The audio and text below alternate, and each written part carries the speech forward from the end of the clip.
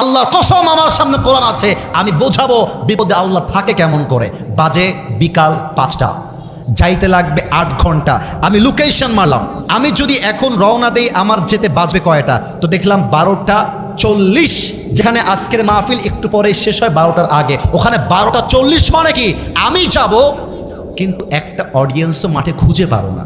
শেষ সময় আমার হাত পায়ে দেখেন কাঁপতেছে ভয়। আমার মাহফিল ছিল পঞ্চগড়ে, নাম শুনছেন পঞ্চগড়? একদম মনে করেন যে বাংলাদেশের শেষ প্রান্ত। আমাদের সমন্বয়ক সার্জিস আলম ভাই, একদম তার বাসার সাথে মাহফিল। তো কেমনে বলি কথাটা, আমি যখন রাজশাহী পার হয়ে, এই আপনারা মোহনপুরের নাম শুনছেন না? কথা বলেন, নাম শুনছেন না? ওই নওগাঁ রোড হয়ে যাওয়ার সময় গাড়িটা বন্ধ হয়ে গেছে আমার। পঞ্চগড় যেতে সময় লাগবে প্রায় 8 ঘন্টা। চাপায়ের ভাড়া কয় ঘন্টা? আল্লাহ যে বান্দার সাথে থাকে এটা আমি আমার রিয়েল লাইফ থেকে বলছি। জোহরের সময় গাড়িটা নষ্ট হলো, একদম মোহনপুরের রাস্তায়, একদম বিশ্ব রোডে গাড়িটা বন্ধ হয়ে গেল। প্রায় 3 ঘন্টা যাবত ড্রাইভার ট্রাই করছে, স্টার্ট হয় না, হয় না, হয় না, হয় না, হয়ই না। লাস্টে বুঝে গেলাম এই গাড়ি মনে হয় স্টার্ট আর হবে না। সঙ্গে সঙ্গে রাজশাহীতে কল দিলাম।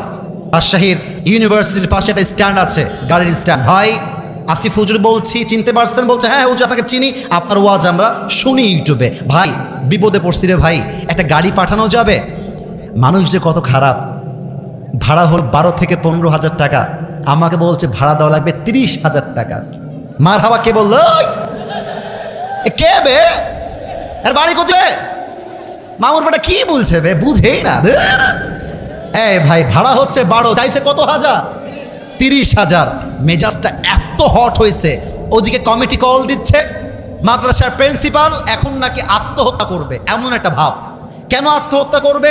আগের দিন ছিল আমির হামজা হুজুরের মাহফিল, তো ওনাকে আসতে দেওয়া হয় নাই বাধার জন্য। তারপরের দিন আমার মাহফিল, আমি যদি না আসি লোকজন ওনাকে মেরে আলু ভর্তা করবে, এই হচ্ছে কমিটির দাবি।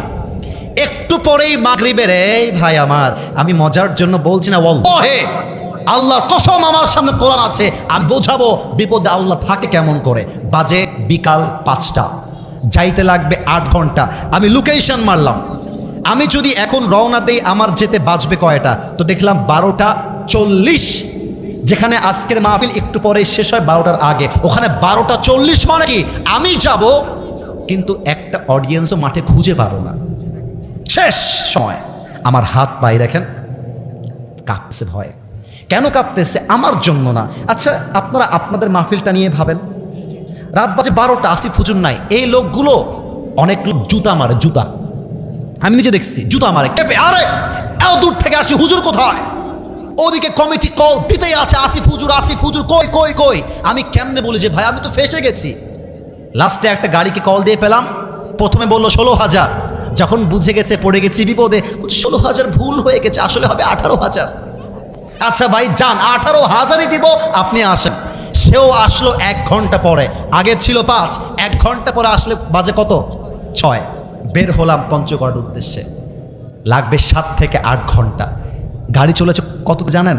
120-এ, যেখানে বাংলাদেশে 80-র উপরে নেওয়া দণ্ডনীয় অপরাধ। আল্লাহ, এই মাহফিলটা তোমার ইউটিউবে যাবে রে। 120-এ গাড়ি চলতেছে, যদি একবার ব্রেক মারে না, আমি আসিফ হুজুর সহ 14 গোষ্ঠী উড়ে যাবে আকাশে। চলতেছে গাড়ি 120-এ, আর আমি শুধু বলছি আল্লাহ লা ইলাহা ইল্লাল্লাহ, লা ইলাহা ইল্লাল্লাহ, লা ইলাহা ইল্লা আনতা সুবহানাকা ইন্নী কুনতু মিনাজ জালিমিন। দোয়া পড়ছি আর যাচ্ছে।